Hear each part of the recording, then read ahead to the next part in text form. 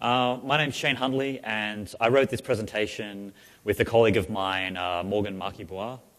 And we're talking today about journalists as targets, specifically journalists are the targets of state-sponsored and government hacking.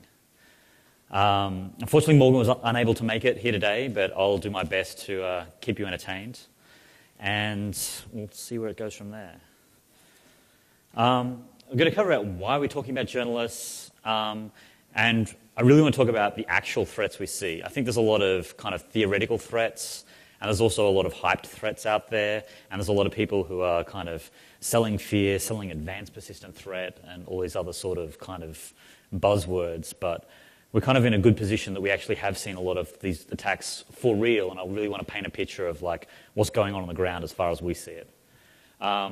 And I want to talk about the regional variation as well. I don't want to just talk about NSA like Mr. Snowden. I don't want to just talk about China. I want to kind of get a bit of a variety of how journalists are being targeted in different ways, depending on whether they're citizen journalists or whether they're coming from the Middle East or other parts of the world. And there are some key differences which I think is interesting to look at. And then we'll maybe talk a bit about what we can do. So one thing we do as my job in Google, and I will say not everything I'm talking about here is Google work, and my opinions are mine, not my employer's, but one thing that Google does is we actually identify our users that are the targets of state-sponsored attacks. And that's pretty much anyone that we believe has been directly targeted by phishing, malware, or something that we can actually tie to a group or a campaign which we don't think this is cybercrime, we don't think this is for profit.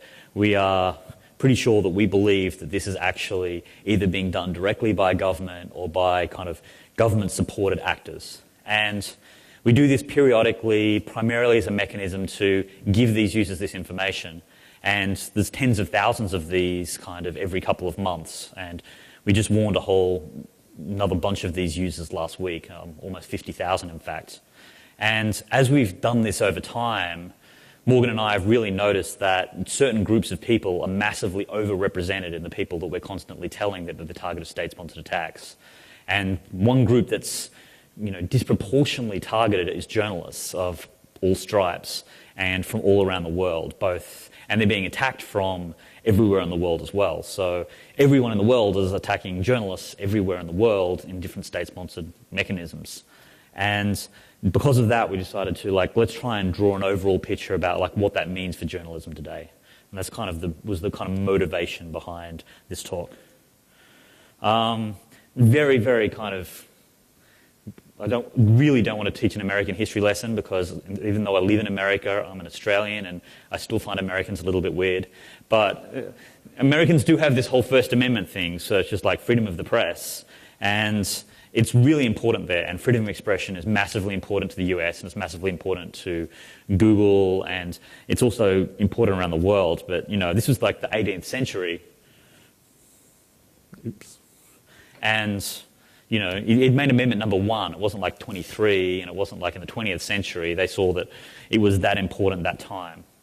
And, in more modern times, there's like the Universal Declaration of Human Rights, is that, the freedom of expression, the freedom to impart ideas through media is considered like central to like civil society. And why is this? And one of the best examples is Watergate, and which really was that I've talked to journalists and read a lot about journalism, and they really see that one of the roles of journalism is holding the powerful to account. It's been described in the British system as the fourth estate, as in one of the key parts of society and kind of governance of this is the kind of checks and balances of the system. And even in the US, the media in the heyday of investigative journalism actually took down a president. So if you don't think governments are interested in people that are capable of taking down entire governments, then what are they interested in?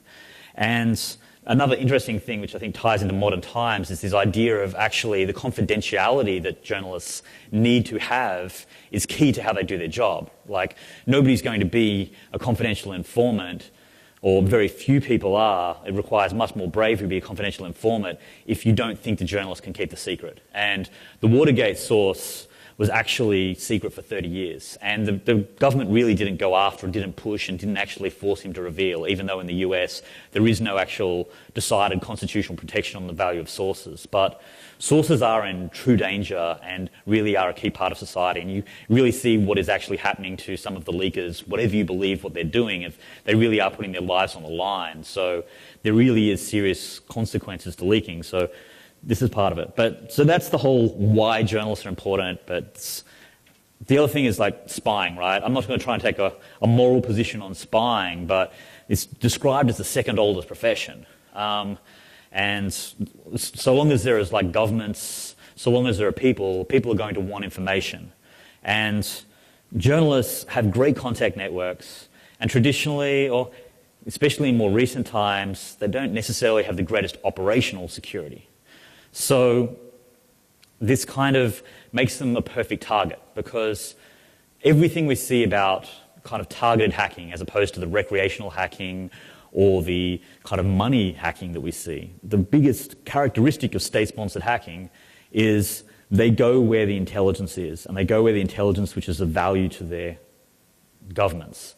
And there's different places that's held. It's held in other governments. It's held in sort of protest groups. But more often than not, the journalists are this great way that they actually know people on both sides and they actually have these sources, they have these contacts, and therefore they make direct targets for like national security reasons or state security reasons.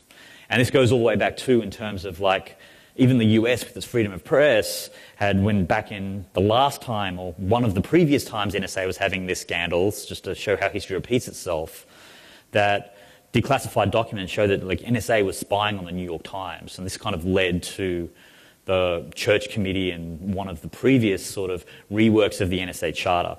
And so they had this Project Minaret where they kind of declared people as sort of state security risks, and they were kind of spying on their communications back in a kind of pre-digital age of kind of listening into phone calls. So, and that's kind of, this has been going along a long time, but I think things are different now. Like, journalism is rapidly changing.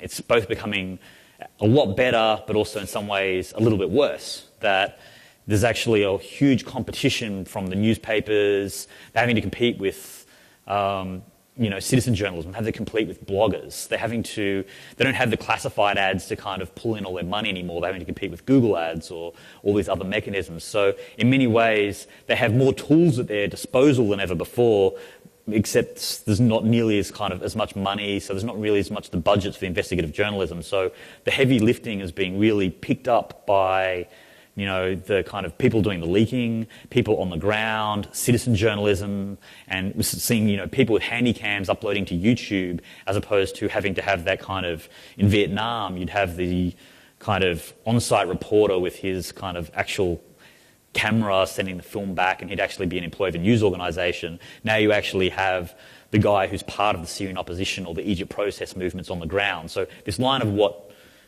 journalism is these days is broader than ever. And we're also in the age of leaks as well, it's easy for information to be given to journalists as well. This is a picture of one of my colleagues in the office. We don't always dress like this, but just on special occasions. I'll go through some specific threats and attacks these days that we've actually seen. I'm going to be a little bit vague about some of them because I don't have permission to out every target or out every attacker, and I want to be 100% sure, but I think I can give you a pretty good overview of a lot of the real things that have happened in the last couple of years. So let's start back at kind of a fairly famous incident known as Aurora, or the China incident with Google. So as probably anybody who works in computer security knows, that late 2009, Google actually detected a intrusion on their network, and they identified that it had originated in China. And I think these days we'd say that, it looks to have some level of state-sponsored attack to it. And this is actually a pretty watershed moment. One, because Google actually took a stand against China about this on a lot of different issues, but also it was probably one of the big first kind of victims of all this activity actually going public. But what wasn't really picked up is that at the time Google was brave and said they were hacked, and I wasn't there at the time, but well, kind of not many people picked up at the time or remember that at the time they said they had clearly identified that over 20 other organizations were hacked. And they came from a wide range of businesses. This was just one attacker coming from China, and they were able to definitively say they had owned 20 other organizations. And in that list, again, was media. And as we've gone on, it's obviously made a lot more interest, and there's been huge amounts of kind of tracking of and understanding of kind of Chinese. APT is the term. There's been APT1, there's been Night Dragon, there's been so many groups, so many things kind of put out there now. And I think there's a massively greater comprehensive picture about Chinese hacking in the modern world amongst hacking from many other nations. But again and again, both from this group and other groups, when we examine a group, one of the things we do in our kind of threat intel work is we work out who are they targeting. And we make a list going, okay, these guys are targeting kind of oil industry and the media. These ones are targeting, economics and the media. And again, we'll have this list that they'll be targeting a couple of different things. But I think one of the most common, if not the most common targets of all the groups in every aspect is the media, that they're going, we'll target the actual specific thing we're after, plus we'll also target the journalists involved in it. But so the journalists are always seen as part of this campaign, and in some ways I think they're the weaker part of it, because one, journalists aren't security people, and there has been this push post-Aurora that the companies are actually getting better. The companies are really believing in the threat. There's all these products out there. People are understanding it. People are setting up threat intel. People are sending their people to conferences like Black Hat. And they're starting to understand the threat. But these kind of on-the-ground journalists and activists are probably lagging behind a little bit.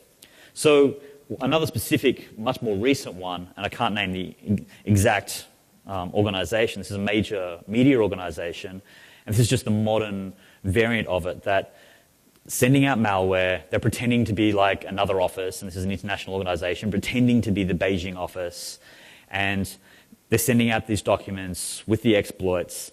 And this is where the actual organizational security fails down, that it was opened by at least 10 employees. And in kind of the follow-up and the discussions, it was like, oh, but we had all these security products installed. And this wasn't particularly advanced malware. It wasn't even, it was an exploit, but it was an exploit that had been patched like at least 12 months ago. But there's this feeling that, I've bought an antivirus, I've gone to the vendor hall in Black Hat, and I've bought like at least half their products.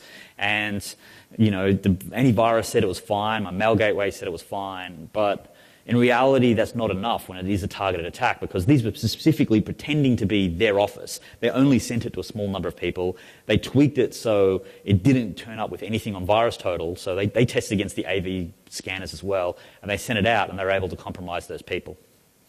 And this is the thing we see literally every day in some aspects, that we see this targeting is going on the internet. It's not super sophisticated, but this is the Chinese mechanism generally, is you see the zip files, the PDFs, the RTFs, and it's just sheer volumes from all the different groups, whatever the area is. And I think their success rate's low, their detection rate is really high, but just in sheer volume it works. So this is a different story from a totally different part of the world, though, is that this is actually a government in the Middle Eastern area. And this is actually where, national newspaper is actually being targeted directly by their own government, something which we hopefully don't have to deal with as much around here, or in the Western world, but it's definitely prevalent in the Middle East. And in this case, there was total act of compromise. There were people pulled in, they were doing the forensics.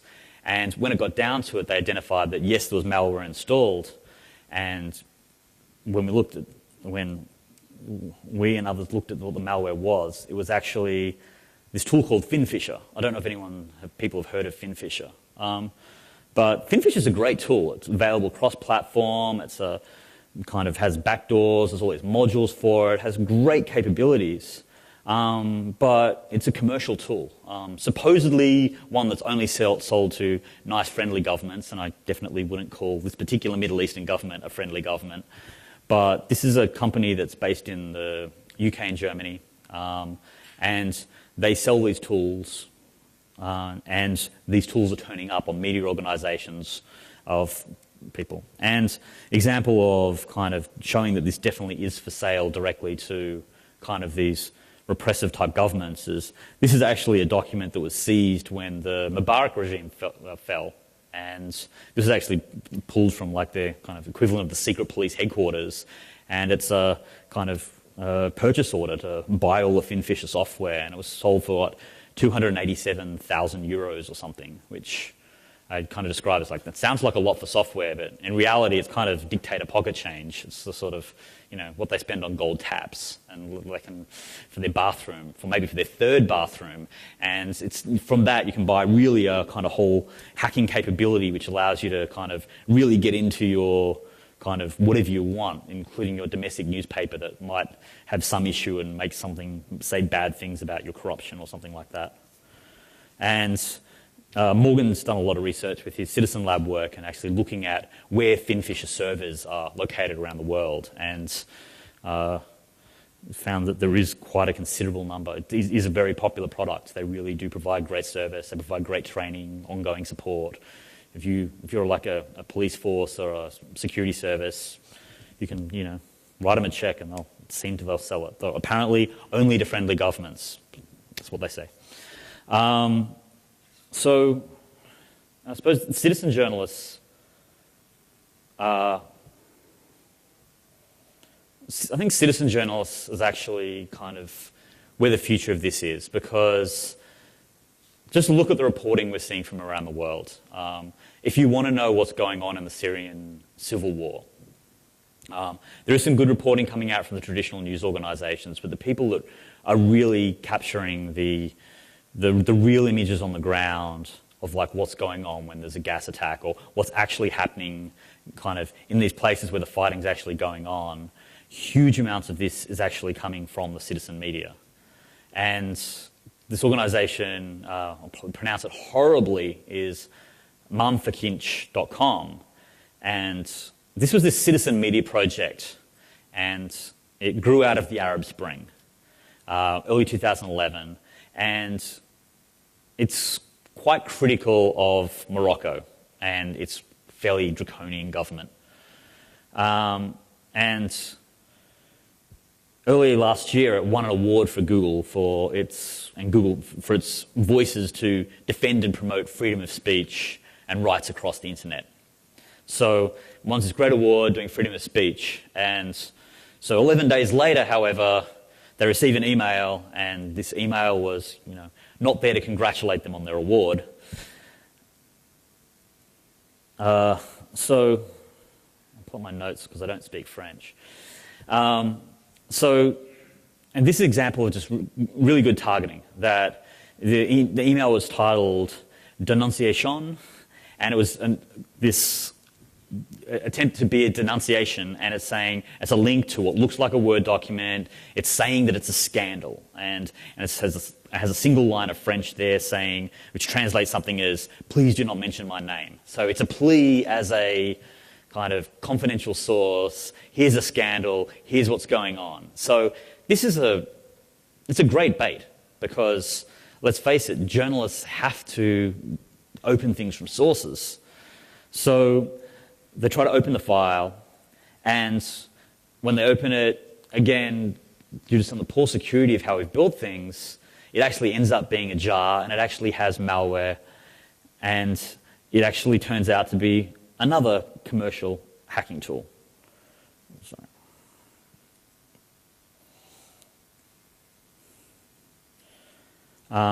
And this same hacking tool was found by targeting by what looks like the Ethiopians. So this organization called ESAT, which is a media organization formed in Ethiopia, and it's actually based in the US. And late last year, we're seeing these attackers, again, this is kind of I keep saying, you may be like laughing that these are low-level things, but these things are the things that are actually working at the moment. That they're actually, over a couple of hours, they made 3 separate attempts to target these employees of ESAT with sophisticated computer spyware. And the first attempt, can anyone see what's wrong with this picture?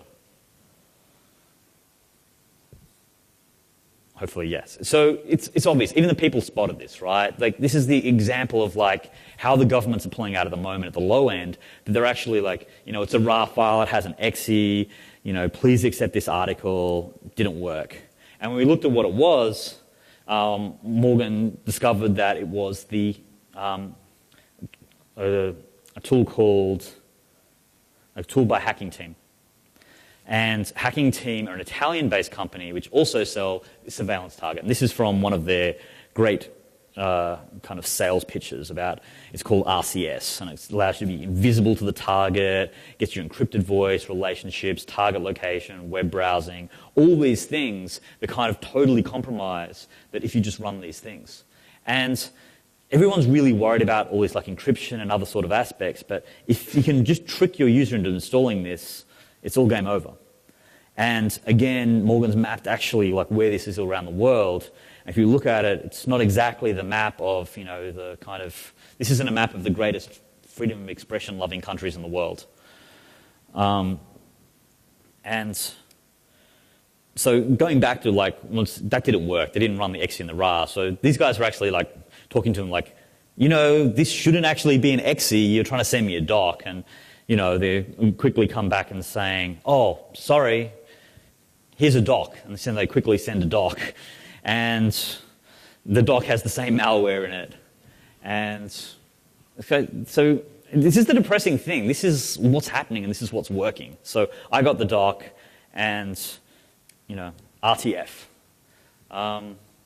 So for those who don't know, RTF is rich text format. So it's kind of like it's meant to be like ASCII text with a bit of markup that allows you to kind of make things a little bit more kind of express Word docs, sort of, but in a format that's meant to be cross-platform. And it's kind of like a legacy format. It's used in Outlook. It's kind of used as a compatibility layer. It's an open format. But for the last couple of years, it's had a lot of vulnerabilities.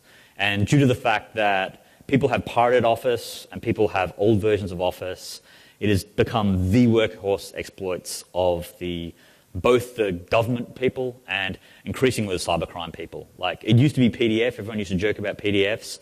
But these days, rich text format is totally taking over. So this is an exploit, we kind of refer it to as quad 3 in the Office because it's 2010 exploit. But we see this, again, every day targeting users. And the reason is it's such a beautiful exploit. It's just a straight Stack Overflow. It's like the sort of exploit that I was writing as, a much younger hacker back in, 2000 and back in like the early 2000s or 1990s. It's like a straight Stack Overflow. You just specify the fragments. And then you specify a return address, which is the second red box. And then it jumps directly to the shellcode. You see the 90, 90, 90, 90 there, which is like a NOP sled, starts executing. So this is like the entirety of the exploit. Everything beyond that gets executed. There's none of this advanced like ROP chains or any of this complicated stuff. You get it right. More amusingly, we see this exploit all the time. The biggest problem with this exploit is that at least half the people using it have no idea how to find a good return address. So if you know how these exploits work, you need to have like one fixed point in memory where it jumps back to. And there's a couple of those, and you do some research and it kind of works. But we find they obviously sometimes only test on their own version of Windows. So at least half the time, the Chinese send an exploit that only works on Chinese Windows, even though they're sending it to people in the USA. So I build automatic malware analysis systems, and I have this entire module kind of like system that's part of the whole processing these exploits, and I call it the exploit repairman. That I repair the exploits so I'm able to run them to make it work, because half the exploits out there are kind of low quality that they won't actually work. So this is actually one of the kind of things that's most time consuming in analyzing this stuff is actually the low quality of some of their exploits. So RTF was patched in 2010. 2012 we actually had a different one. Actually got the number wrong there. But this one's actually a little bit harder to analyze, but this is kind of weird. It's like a rich text format, right? It's a text format. But in the end, you can actually embed other doc files in it. You can embed OLE, you can embed COM. This is like, the attack surface here is almost infinite. And this is why we're able to see that this is the newer exploit that is actually, again, more and more common. Very high success rates, used to deliver everything under the sun. So this one's kind of cool, in that here's the new one. You probably haven't seen it yet. This was actually found by myself and one of my colleagues, and we reported it to Microsoft just this month. And Microsoft actually put out a fix it on Monday for it. So we actually found this being used in the wild by another government, just in small numbers. Again, they're only targeting, a very small number of users, but there happen to be journalists on that list as well. So that's why I'm willing to put it in this talk. That the first place this exploit was used, it looks like it was probably purchased, but again, it's a very successful exploit. And as kind of the reporting here says, it's like, this is kind of where you could do better. It's 2014 and, opening an RTF file or even possibly viewing it in a preview pane. So I expect anybody who's doing this sort of research is going to see this CVE number a lot because, especially now it's gone semi-public, that there's going to be a lot of copycats on this one because it is a very nice exploit. And again, used in the wild, and like we're seeing more and more. So as a general picture on exploits, what I'll say is that a lot of the targeting by the governments isn't using exploits at all. They're using, often they're just sending the RAR files, they're sending the zip files, they're sending the documents directly. And the reason is that users will click on it and we don't have enough protections. The next kind of level we actually see, and we saw that with the ESAT, the next level of escalation is they'll pull out one of the older exploits because it's safe, they don't care if it's burnt. But as we saw with the latest RTF ones, the new ones are there. And we've had fair bit of success, me, some of my colleagues and stuff, and Google and other people are reporting them, that we'd say that with regularity, at least once every 3 months, we'll be finding a 0-day that's kind of a content exploit, usually against something like IE or Word, and then we see that actually being kind of used by government actors. We report it, it gets patched, then it gets used more, but with kind of clockwork regularity, there are a small number of groups that have these exploits, but the vast majority don't. So you'd have to kind of be unlucky to be targeted by the 0 days. You kind of should feel kind of honoured if they actually pull one out for you. And to be honest, I don't think it buys them that high a success rate, but we definitely see that they are out there, and there's definite evidence that they're for sale, that there's the companies that are actually openly selling exploits for government use, and there's also these black markets that we definitely believe there are a small number of people responsible for the large amount of exploits. And I'd like to hope to kind of reduce that market, or at least compete with that market to actually get some of these kind of off the market. So how do we actually solve this? And I've kind of talked to a lot of journalists, I've talked to a lot of activists, and the big solution a lot of the time in the community is actually circumvention tools. Everyone jumps to VPNs, Tor, encryption, PGP, and these are all great tools. They definitely protect against threats. They're definitely really important in terms of understanding what they are. I push back a little bit. It's an argument that Morgan and I actually have a little bit about some of these circumvention tools, is that it does worry me that I sometimes feel that they're kind of sprinkled around like magic pixie dust, that you just go to a website, you get some big list of all these tools to install, you get this nice Windows machine, and suddenly you're installing 10 Chrome extensions, 7 proxy tools, and you have all these things installed, and then suddenly people believe they're safe, not really understanding what it does. Do people really understand, if you use Tor, what does that actually mean? Who can see your traffic now versus who could see your traffic before? What attacks are you vulnerable to? What attacks are you less vulnerable to? What attacks are you more vulnerable to? Though the biggest one we're seeing now is actually backdoored circumvention tools. That the circumvention tools really do work, but as part of that, we're seeing a nice new attack surface, that the whole, installing circumvention tools is all about, in many cases these are distributed through kind of informal channels, and then suddenly, You have people installing exes off random places on the internet and their friends. So we have this new thing of like, that's great. If you're going to run executables, let's just send you some executables that look like circumvention tools or backdoored circumvention tools.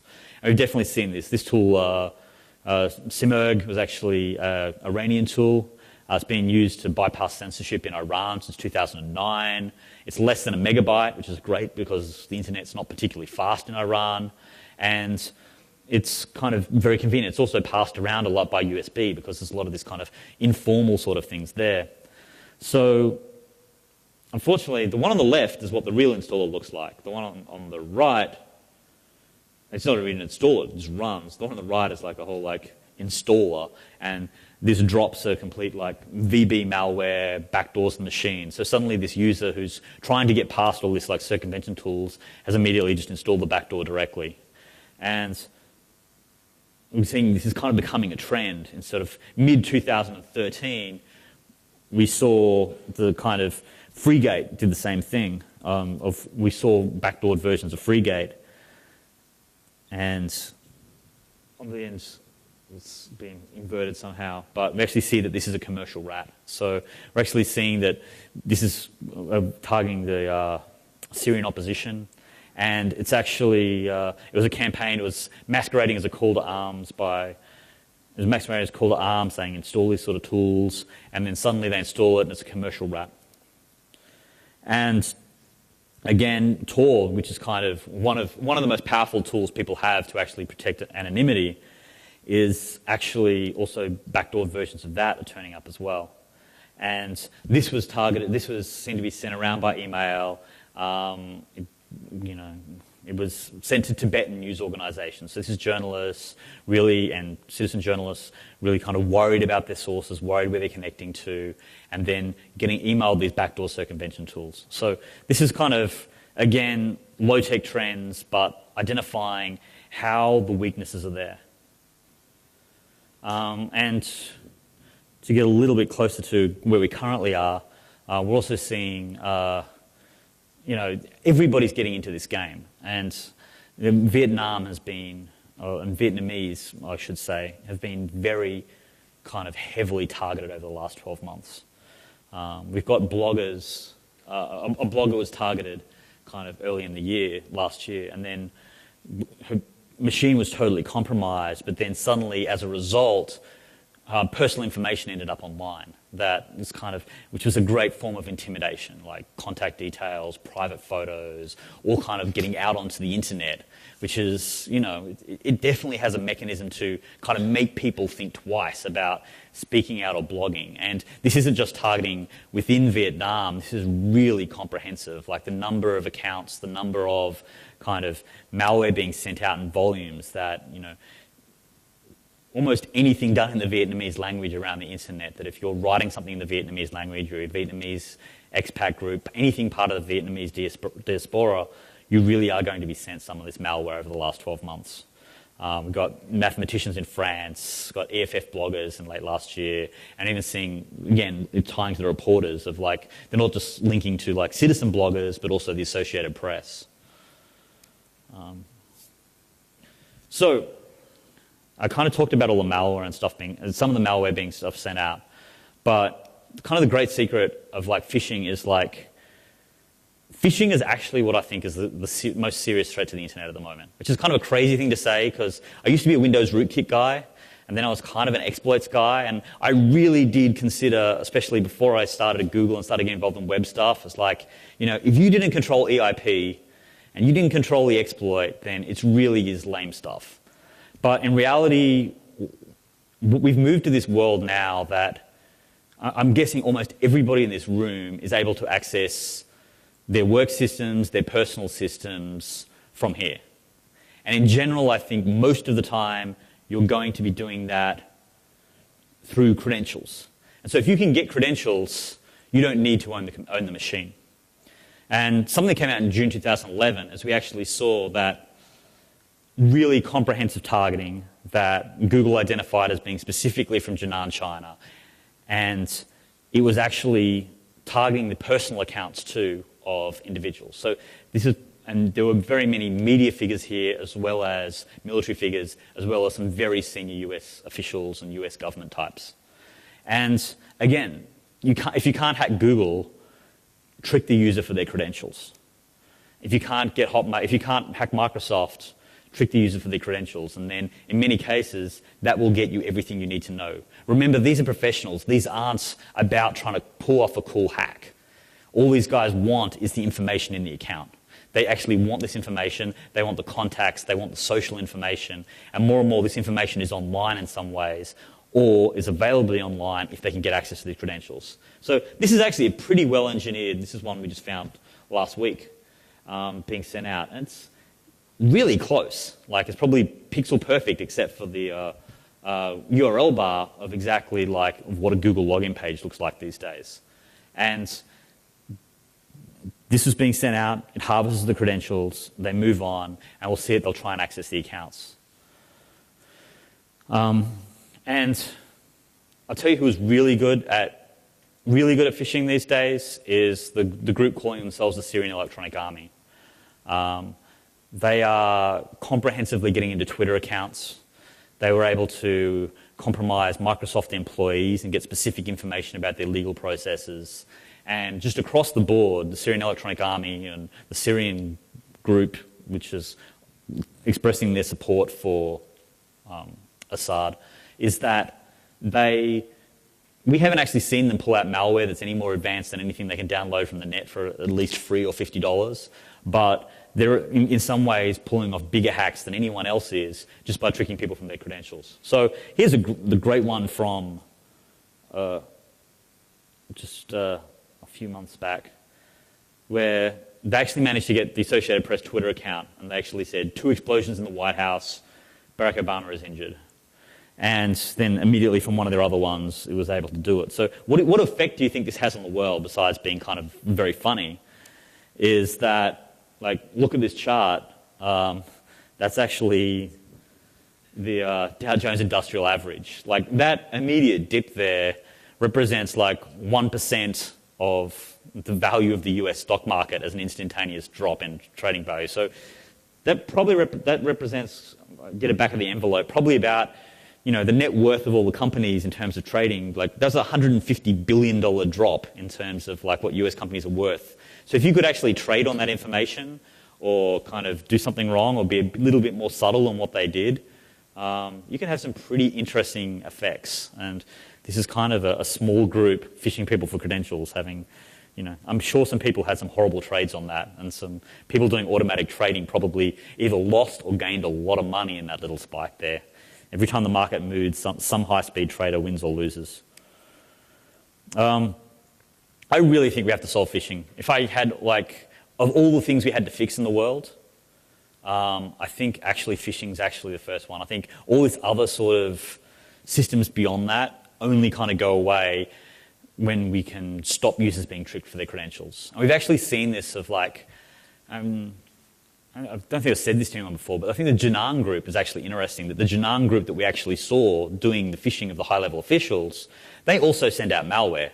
And we actually saw them make decisions in terms of, you know, if they're kind of online presence, they go for phishing. If it's kind of like an offline sort of people with kind of running their own mail accounts, they'll send malware. So there's kind of this balance of kind of, they see that phishing is at least up there as a valid way of hacking just as much as malware or exploits. But it's never treated as much. It's never treated the same way. It's not treated with the same respect at a Black Hat conference as kind of some cool new exploit. But it can be definitely acceptable. We are, in kind of Google is trying to move beyond passwords. Passwords are dead. Two-factor authentication, trying to verify identities. And more people moving towards this. The whole point of two-factor authentication, and hopefully all of you run some form of two-factor authentication, is that you don't just provide the password. And it's especially important for password reuse, because we see a lot of these attacks on Twitter accounts and other things is they'll get one password of trick you into this, and then everybody uses the same password everywhere else. Especially in the cybercrime world, people will hack, you know, some crazy little website written in PHP, written by like 2 guys who've never done security. They steal the whole password database and they'll use it against Google, where we have pretty good security. and it works. And similarly, if you get somebody's personal account, it probably matches the Twitter account, and we've seen it kind of move that way. So two-step verification is important. But the next kind of, it still falls down that you can be tricked to provide the second factor. And so Google's actually said that they're trying to move beyond just passwords or just something you can be tricked for. Because I think the real solution to this is you have to create something the user cannot be tricked out of providing, because users will always be tricked into providing credentials. We've done red teams, we've done pen tests. When I used to do pen tests, generally we ended up getting banned from using phishing because phishing people for creds just worked every time and it didn't prove anything. It's like, yeah, we know phishing works. It works against security people. It works against engineers. It works against PhDs. It works against mums and dads. If you send out enough, phishing will work. So this thing is an early prototype of something Google said they're working on. It's called a security key. And it's actually, instead of just providing a code like some of the YubiKeys at the moment, it actually has crypto in it, and it kind of links into the Chrome browser with an open standard, where it actually sends like a signed thing to the Google login process. So I have kind of one here, and it only sticks out like literally a millimeter out of my machine. But every time I log in, I have to touch that, and then it actually kind of confirms. But if I was at that fake website, there's no way for that fake website that's not on google.com to trick me into pressing it. It doesn't matter if I press it on another website. And I think this makes you relatively unphishable. And Google has said they're like definitely trying to push this out into kind of this or some variant to it to consumers as quick as possible, because I think people who are under attack, like journalists and others, really need this sort of solution of not being able to be tricked, because user education is always put up as this panacea, but kind of user education is a nice thing, but we're engineers, we can do better. So all Geek presentations in an XKCD comic. So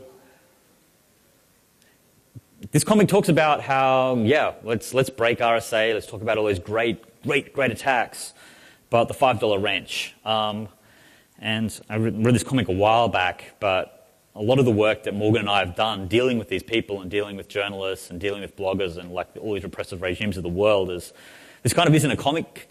This isn't a comic for a lot of these people in many parts of the world. You know, I definitely have sat down with users and got like the reports firsthand of, you know, they were held, they were tortured. There are many regimes in the world where, like, if you're in Iran and you're like a blogger, you definitely can get like raided and picked up off the streets. And the first-hand reports coming from kind of that part of the world especially is that, you know, one of the things they'll ask you for now is your Hotmail password, your Gmail password, your crypto keys. And this definitely needs to actually fall into our security model of like working out how to protect these people in terms of like how do you limit damage in those cases, because any model that breaks down on the $5 wrench really doesn't work. And it's something that Google Ideas has actually talked about in terms of like the next users we get as they grow in the world. And this is in terms of the internet in general, that, you know, the first billion or 2 billion users are kind of on the internet now, and they're generally from the first world. They're generally from relatively stable regimes on the whole. They definitely don't have like that much kind of, you know, not nearly as bad. But then you talk about the developing world, you talk about like the remaining 4 billion people that are really coming online, and many of those people are coming online from places which don't have the same rule of law, they don't have the same physical safety, they don't have the same civil institutions.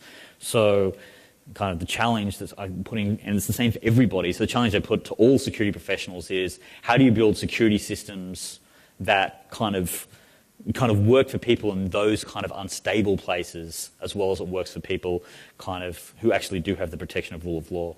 And the other thing I'll say is the whole detaining thing, before I just point to other parts of the world, is that, you know, we have a pretty good example recently that the modern journalist can be detained anywhere, as we saw with Miranda, who Glenn Greenwald's partner, who was working with him on the Snowden leaks, where he was just transiting through Heathrow and he was detained for 9 hours under terrorism provisions under UK law.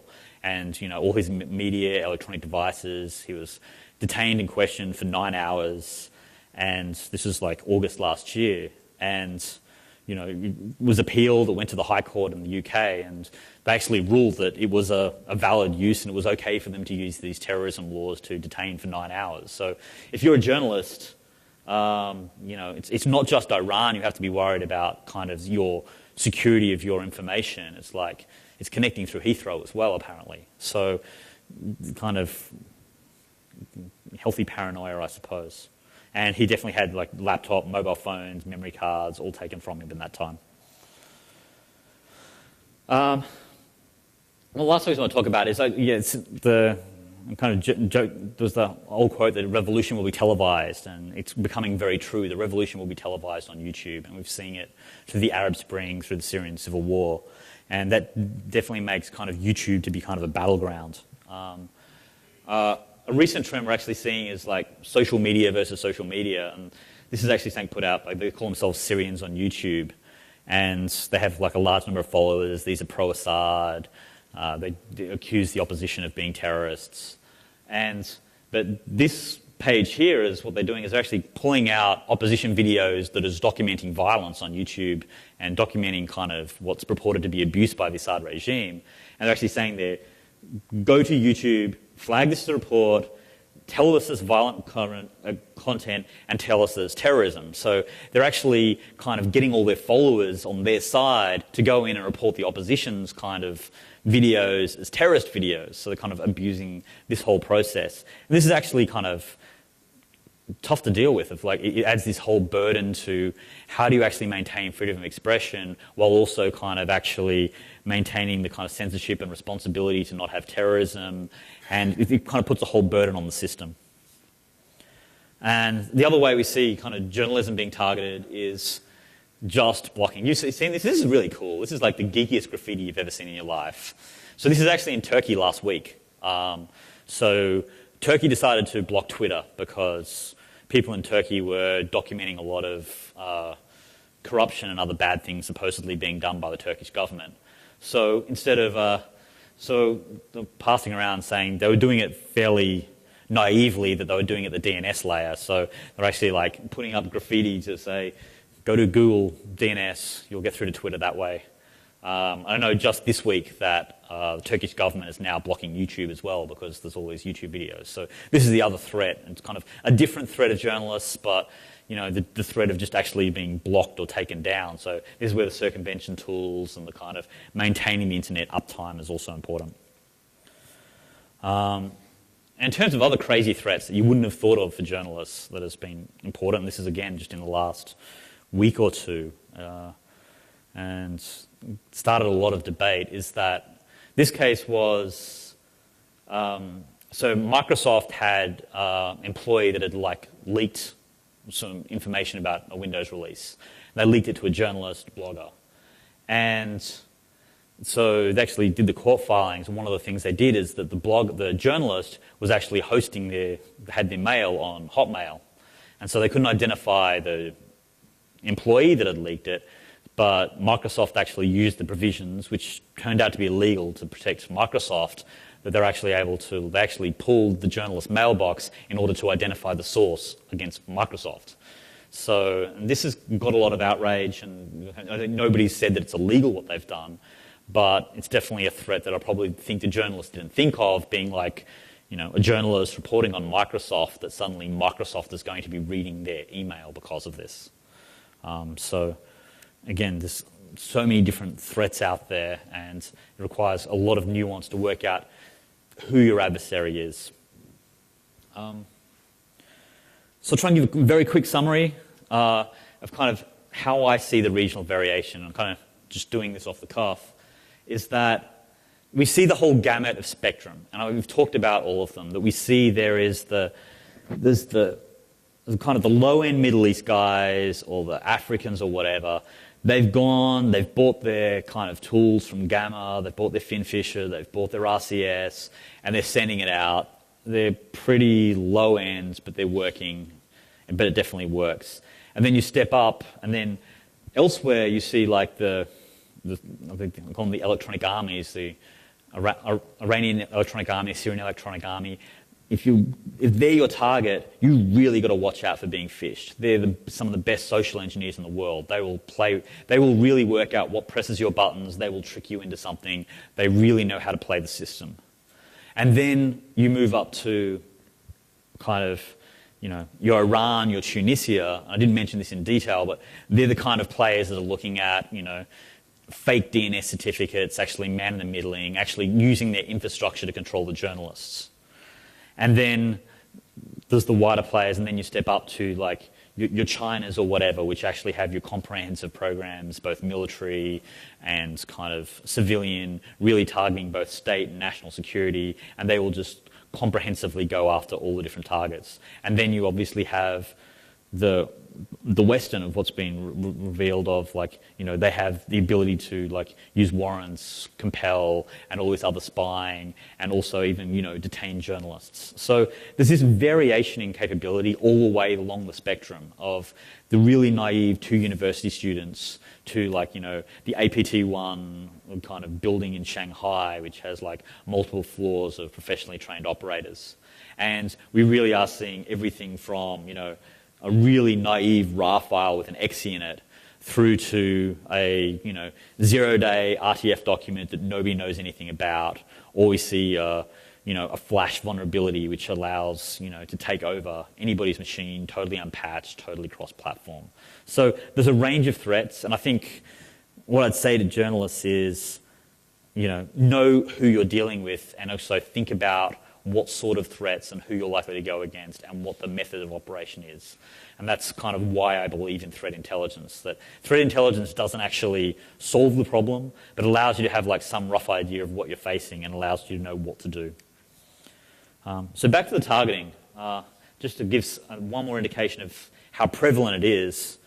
Here's the list of the Alexa top 25 news sites, and Morgan and I put together like the databases we have access to and like what we know of state-sponsored attacks, and we were able to, between us, work out that we can definitively say that we believe we've seen at least 21 out of the top 25 news sites targeted by state-sponsored attacks in some form. And that's kind of, so if you are in journalism, you are going to be targeted.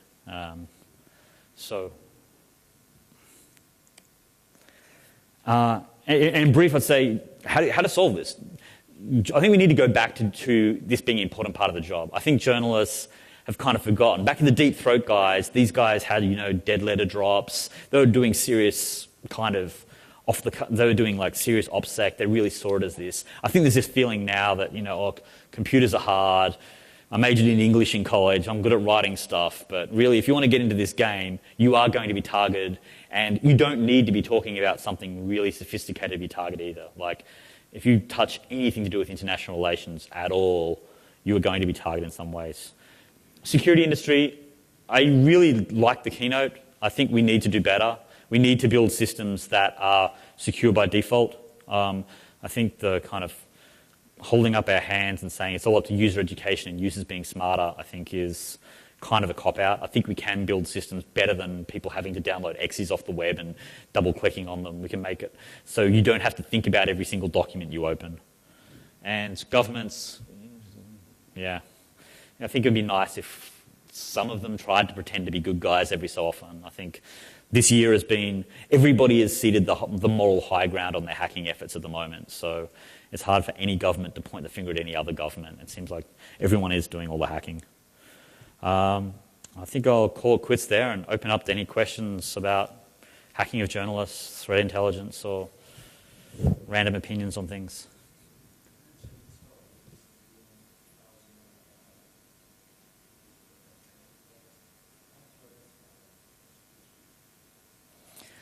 So we don't go into specifics for good reason of exactly how we identify all of them. So it's pretty much the sum of everything we've seen through all our detection mechanisms that kind of goes into our threat intelligence systems.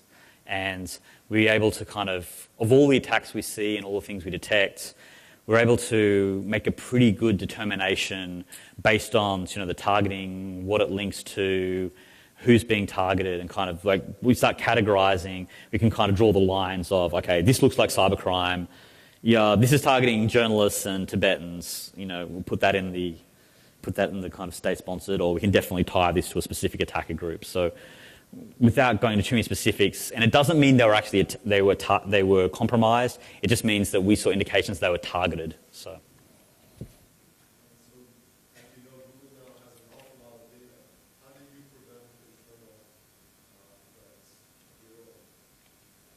So, yeah, absolutely. Google has been doing a huge amount of efforts to try and protect against these internal threats. And one of the things is we do realize that we have a lot of data, and one of the things is that there's a whole bunch of trust that we need to place there. So internally, we've done a lot of things. We're encrypting everything on links between. But internally, we really have been not treating people on the inside as trusted. So trying to create systems where there is like a single way to access the data.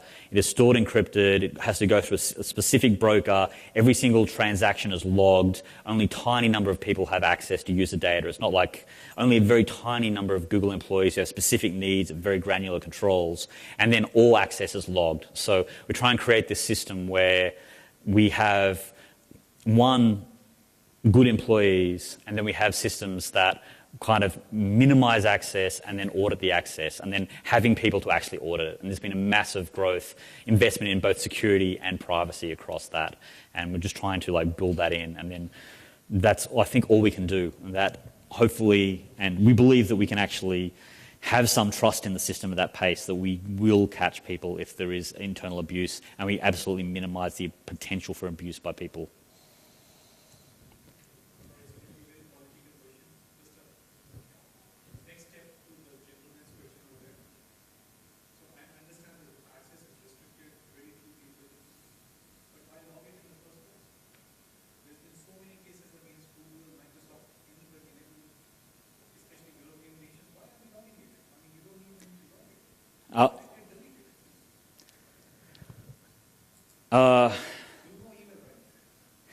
So why